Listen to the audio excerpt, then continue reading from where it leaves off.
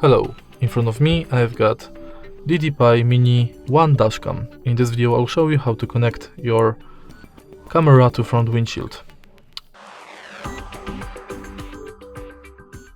This tutorial will be a lot more theoretical than practical because I don't have any surface in my studio to connect it to.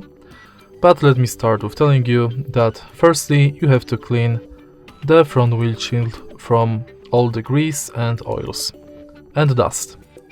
Next, simply take off this plastic paper and glue your camera to the front windshield. Best if you keep it in stable position for like half a minute.